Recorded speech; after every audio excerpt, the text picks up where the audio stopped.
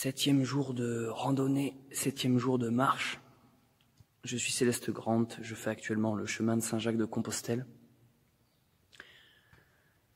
Au moment où je tourne ça, on est le samedi 13 juin et il est 13h.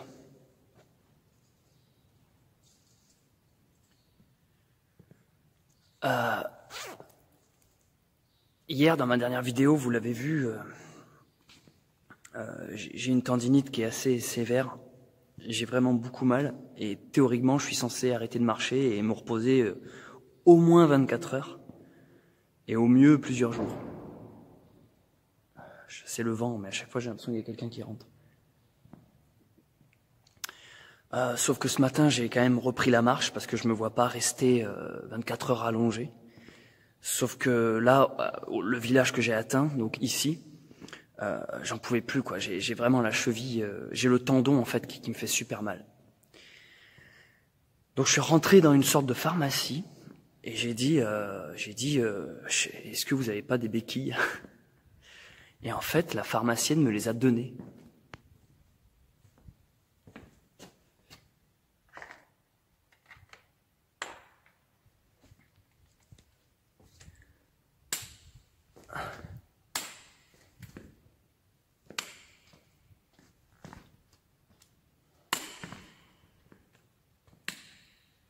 Donc déjà super sympa, elle m'a donné des béquilles sans rien que je dépense. Comme quoi, tu vois, sur le chemin de Saint-Jacques, tu rencontres des gens qui sont prêts à t'aider comme ça, sans rien attendre en retour. Donc déjà, bon petit point. Puis deuxième point, c'est que ici, je suis sur un village qui est en haut d'une montagne, et il est exposé au vent. Et j'ai directement été voir à la mairie, j'ai dit, mais il n'y a pas un endroit où je peux m'installer pour la nuit. Et en fait, ils m'ont dit, si, tu peux t'installer là-bas et tout. Donc, je sais pas encore si je reste là ce soir ou si je continue à marcher. Mais en tout cas, voilà, je sais que j'ai déjà un endroit potentiel où je peux dormir.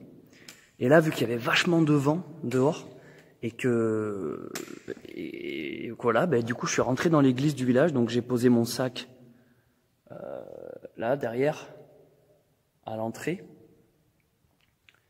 Et je suis rentré dans l'église. Je suis tout seul. Et en fait, ce qui est génial, c'est que déjà, moi j'ai toujours aimé les églises, je trouve que les architectures sont excellentes, l'écho est impressionnant.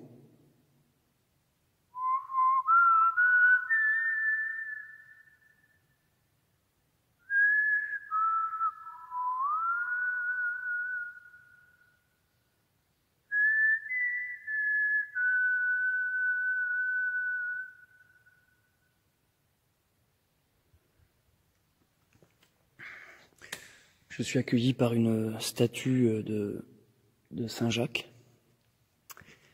Et l'autre point, on va dire un peu plus pragmatique et pas du tout spirituel, c'est qu'en fait dans les églises, on peut toujours trouver des prises électriques pour recharger son portable. Donc là, j'ai trouvé une prise et je vais mettre mon téléphone à recharger. Et donc, voilà. Et donc là, je vais me reposer, je vais un peu me détendre, je vais un peu me calmer. Je vais sûrement m'allonger là sur un banc. Puis voilà, quoi, je demande le droit d'asile dans cette belle église. Plutôt une abbatiale, ouais. Là, c'est plus typé abbatiale. Magnifique, en tout cas.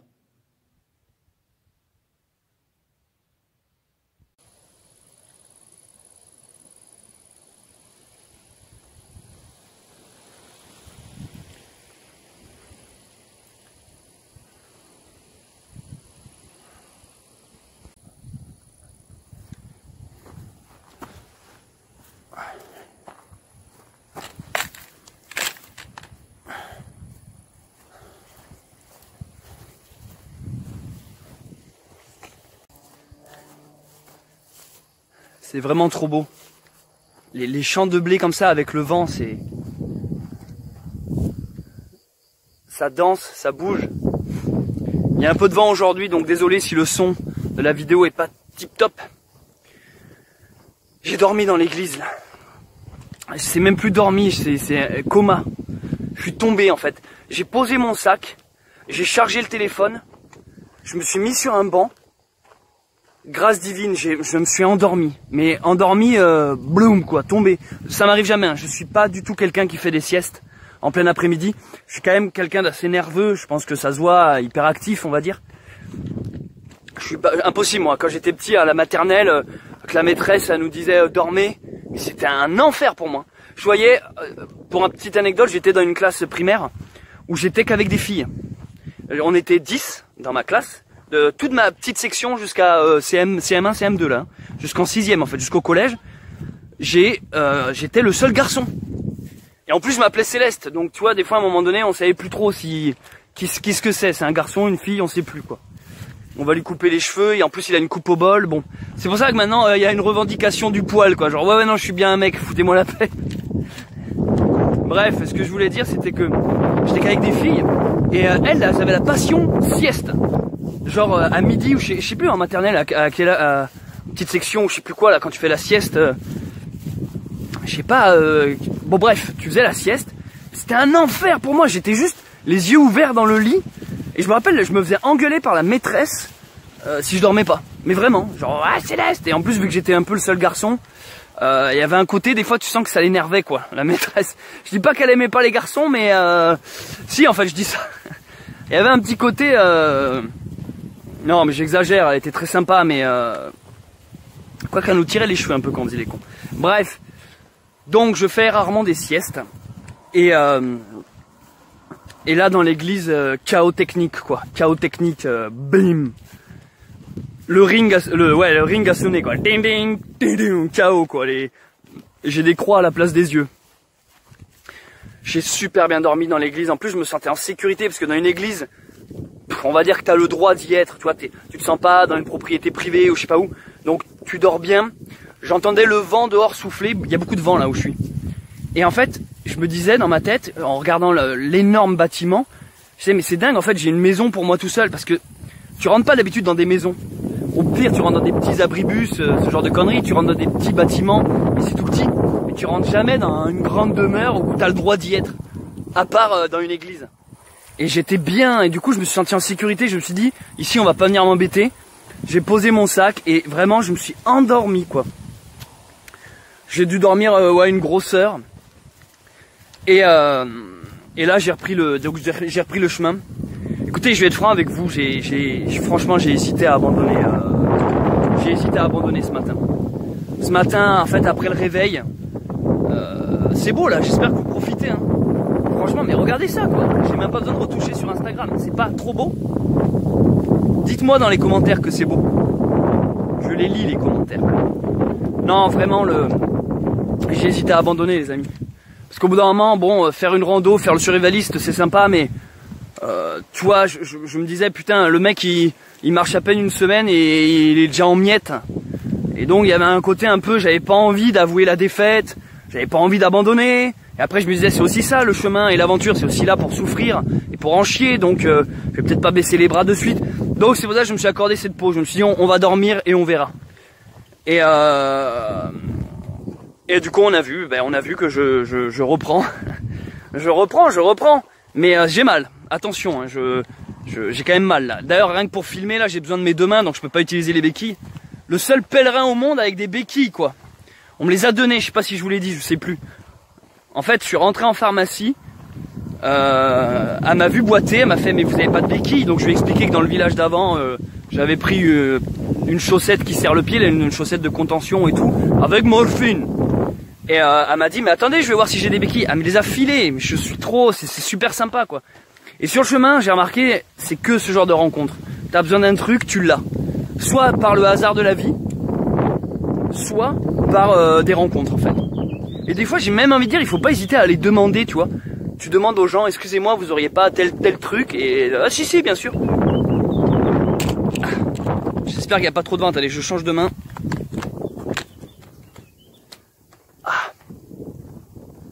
Donc je disais, mon tendon, bon ben là je suis en train de forcer dessus alors que je suis censé me reposer.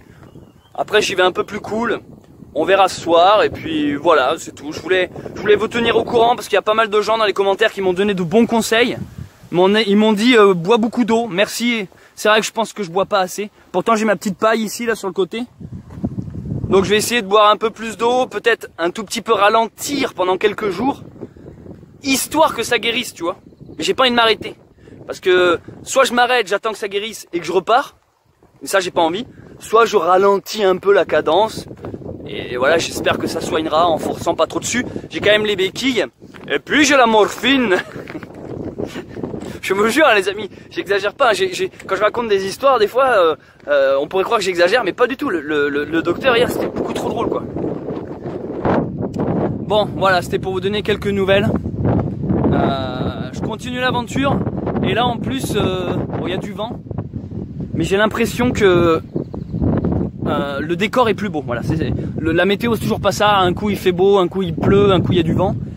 La météo c'est moyen, mais en tout cas en termes de décor, c'est un peu plus des trucs que j'apprécie.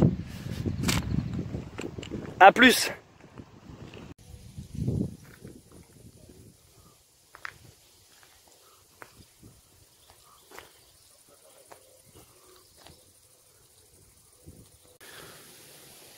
Je m'accorde une petite pause. Il y a une petite rivière le long du chemin. Je suis en train de mettre les pieds dans l'eau froide. Bon, l'eau est pas très belle, mais bon, c'est froid, ça fait du bien. C'est quand même... j'ai l'air de rien là. J'ai l'air d'un handicapé en fait. Je suis avec mes béquilles, je suis en train de faire sécher mes semelles d'orthopédiste. Enfin, on dirait un mec... je suis en miettes en fait. Je suis en miettes et là je suis assis en plein milieu du chemin. Là, je viens de sortir d'une zone sombre. Là, il y a une autre zone sombre. Je me suis installé dans une percée pour prendre un peu de soleil. J'en ai profité pour me laver les pieds. Dans mon kit de survie, j'ai toujours un petit savon.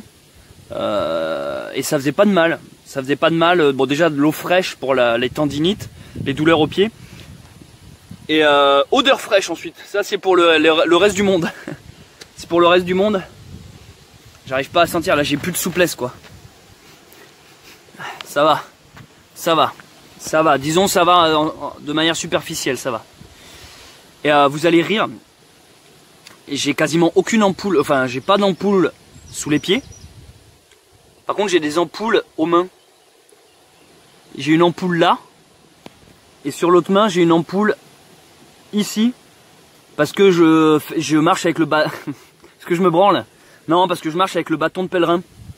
Et il n'y a plus rien quoi. Je dois être le seul pèlerin au monde à avoir 0 ampoule aux pieds et à avoir une ampoule aux mains parce que je tiens un bâton.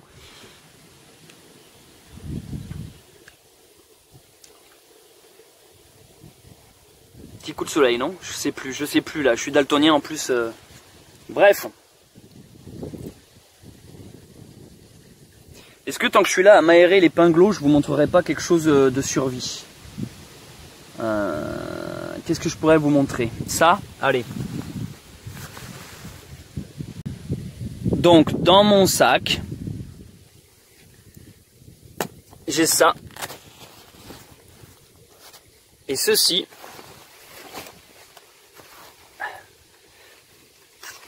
Bon, il y a la flûte, ça je vous en ai déjà parlé dans une précédente vidéo. C'est une scie extrêmement légère et extrêmement solide. Donc voilà.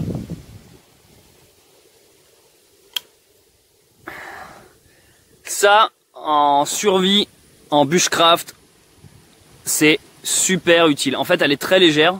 Ça permet de couper des gros morceaux de bois, limite de faire des belles bûches, là, voire même des arbres. Bon, de préférence pas vivant. Moi, je coupe jamais ce qui est vivant. Je préfère toujours couper ce qui est au sol ou ce qui est mort sur pied, ce qu'on appelle. Je peux changer la lame. Là, je peux dévisser et changer la lame. J'ai une lame pour découper des métaux et une lame avec des dents plus fines. Bon, honnêtement, je me suis pas fait chier. J'ai juste pris celle-là. Elle me fait l'affaire. Et en même temps, ça rassure en fait. Bah, je veux dire, en pleine nuit, quand tu dors tout seul, t'es content d'avoir ça à côté de toi. Tu dis, hop, s'il y a un Dark Preepers qui arrive, hop, j'en fais un ragoût quoi.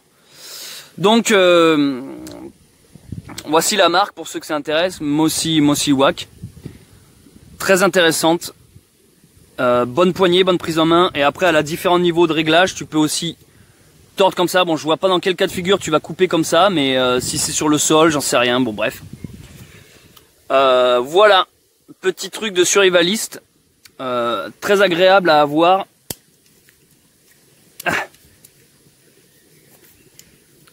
Et facile à ranger. Et surtout assez légère. Et de toute façon, j'ai pris que ça. Parce que j'ai hésité à prendre une petite hache pour faire du bushcraft, fabriquer des cabanes, tout ça. Mais la hache, c'est quand même lourd sur le long terme, sur des longues... Disons, quand tu vas faire une rando à la journée ou au week-end, tu peux prendre la hache pour t'établir un camp. Mais là, sur plusieurs semaines, voire peut-être mois, j'ai été minimaliste. Donc j'ai juste pris ça. Pour faire du feu et des constructions, c'est déjà très très bien.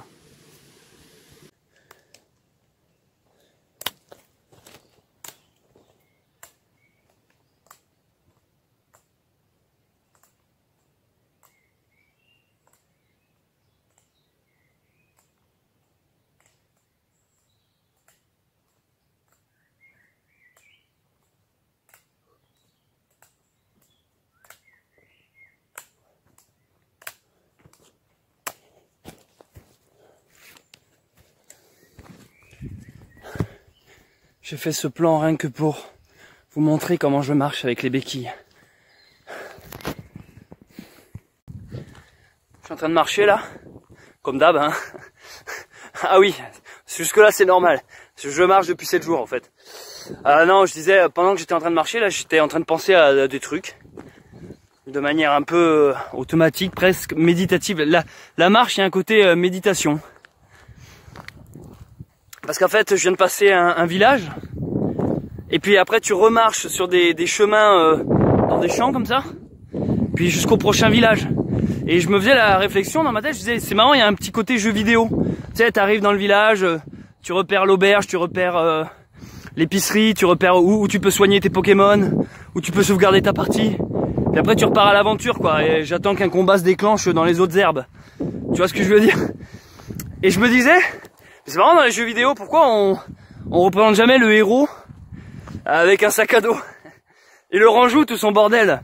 Il Ranjou, c'est 56 Pokéballs et toutes ses potions, son bâton de marche, son vélo, sa flûte et la Ranjou. Pourquoi moi j'en chie avec un seul caleçon et un kilt, et que les personnages de nos jeux vidéo, ils ont des épées, des boucliers, ils en ont même parfois 15 parce que tu peux interchanger pendant le jeu. Ils ont des tenues, des... Pourquoi ils ont... il y aurait pas d'esthétisme, c'est sûr. On jouerait avec un personnage vu de dos, avec juste un gros sac à dos, une grosse boule, quoi. Du coup, ça m'a fait penser à ce personnage dans, je sais plus dans quel jeu c'est, il me semble que c'est dans Zelda Breath of the Wild, où il y a un vendeur, où ils lui ont vraiment fait un sac immense dans le dos. En fait, c'est ça les vrais héros. C'est ça les personnages qu'on devrait incarner. Voilà.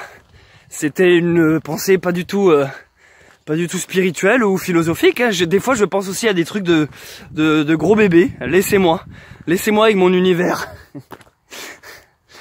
Non, parce que ça, dans les jeux vidéo, ils ont toujours une épée dans le dos et tout. T'es là, d'accord, bon, d'accord, t'as une épée. Mais par exemple, si t'as une ampoule, est-ce que t'as les pansements anti-ampoule? Si tu veux faire le feu le soir, tu fais comment? Est-ce que t'as un fire steel? Bref.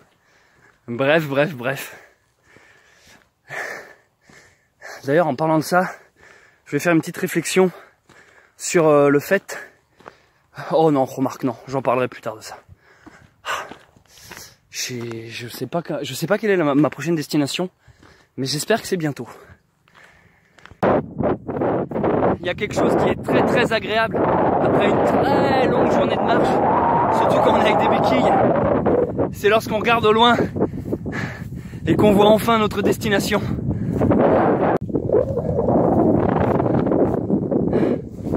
Oui,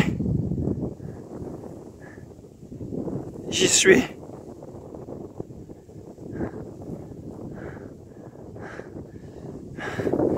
Plus que quelques kilomètres. J'arrive.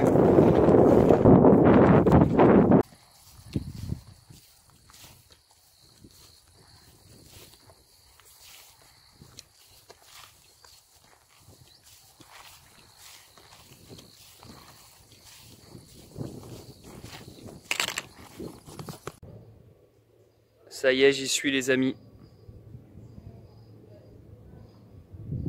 Vous n'imaginez pas la satisfaction que c'est de voir ce bâtiment au loin, tout au loin, à l'horizon en fait. Et quelques heures plus tard d'y être, de se dire putain, c'est ce que j'ai vu, à l'horizon. Maintenant, prochaine étape, trouver un endroit où dormir, puis trouver des bières au passage.